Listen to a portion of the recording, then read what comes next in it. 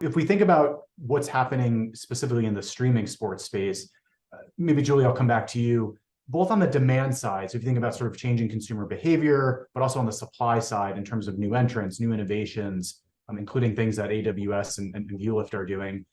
Can you maybe talk about, from where both of you sit, what are you seeing happening in the streaming sports space on both the consumer and on the supply side? I generally say we've done a really good job with streaming of turning the internet into cable, which is not the point or the value prop of, and doesn't really necessarily exploit all of the native capabilities of those platforms, right? So where I see opportunity, and this is sort of picking up Chance a little bit, okay, you're not getting that paycheck necessarily from the RSN, but can you, the data, there's a value to having that data about your fans, and also can you monetize in different ways, right? So yeah, there's subscription models.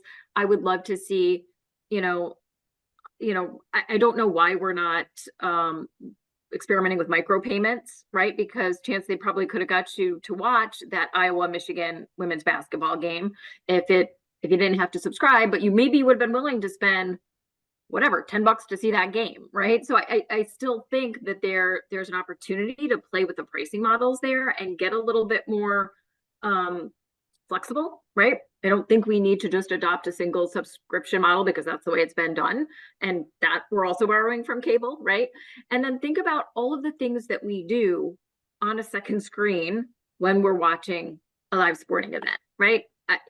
I'm chatting with my friend. I'm doing all these other things that truthfully can, and in my opinion, should be built into the live streaming experience, right? So I should be able to choose my camera angle, choose my audio feed, choose my level of augmentation. Do I want like a Prime Vision stats overlay? Do I want, do I want some sort of Snapchat filter on when I'm watching? Do I want the Big City Greens or the Toy Story or whatever version of this game, right? Can I, follow my fantasy stats? Can I buy tickets to the next game? Can I buy my favorite player's jersey? Order Uber Eats 20 minutes before halftime? Take a poll? Like place a real money bet. All of these things. Can we start building in to a much more robust and interactive, engaging, and personalized viewing experience? That I think is, well, it's one step away from Holy Grail for me, because I think those things are sort of server side, things that we're saying, okay, pick this option. Ultimately, for me, like I don't have control issues, but I really do want control over my viewing experience. And I want to watch a game the way I want to watch the game. So can I set this up to say, hey, if I'm watching an NBA game, I want to be prompted for prop bets anytime somebody's on the free throw line. I want all my fantasy stats updated in an L bar. Definitely prompt me to order Uber Eats 20 minutes before halftime and open up a chat thread so I can talk smack with my friends, right? And then we're going from what has historically been a fairly passive viewing experience.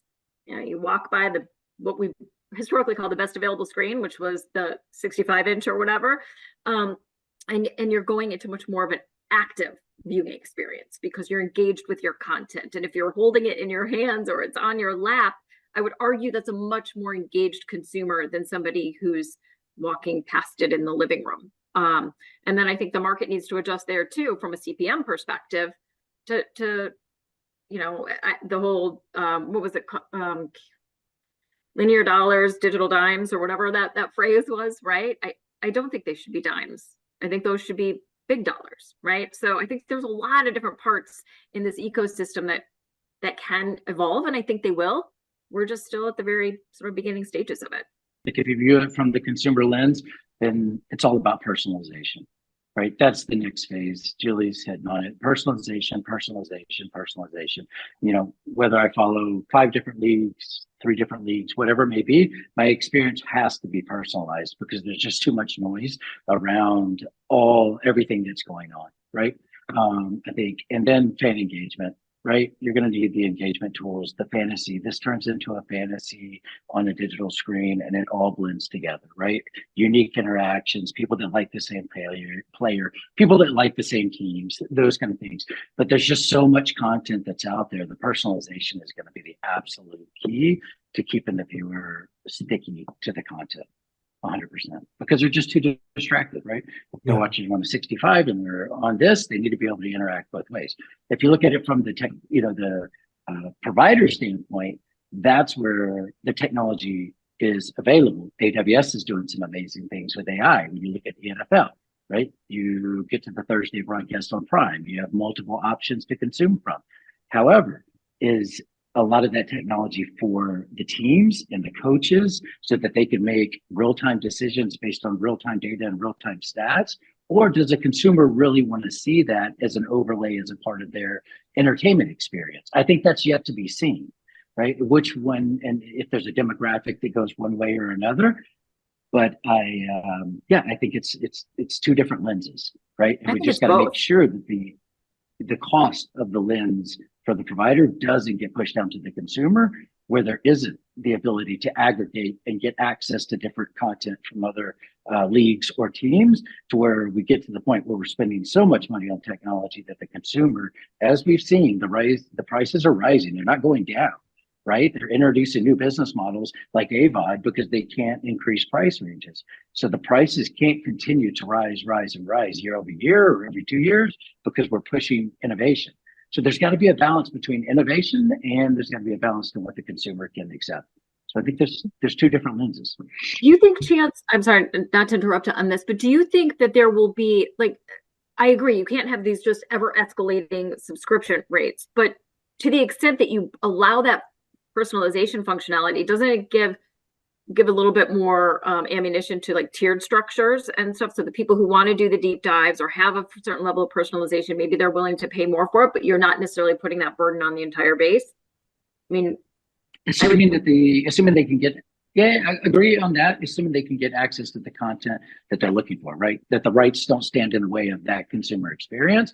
And today the rights stand in the way, right? There's a league that you can watch on, 4 different platforms, and it's Monday at one place, maybe it's Thursday at place, maybe it's Sunday at place, maybe there's midweek, right? And the consumer is very confused. And again, this is just a maturity curve, and entertainment companies are shifting to direct to consumer companies that were just content producers before. So all of that, right? Infrastructure providers like AWS are now media and entertainment companies, right? You can develop virtual production studios like Monumental Sports. They not only have ownership of multiple teams, but they built a studio. They bought an RSN. Now they're an entertainment company. They have a linear channel. They have all their sports teams under one umbrella, right? They built out a state-of-the-art studio. In those cases, those teams, the Utah Jazz, doing the same thing, right? And so they're becoming their own media and entertainment companies, which is what some teams want to build that D2C relationship with, and they're putting in the infrastructure to do that.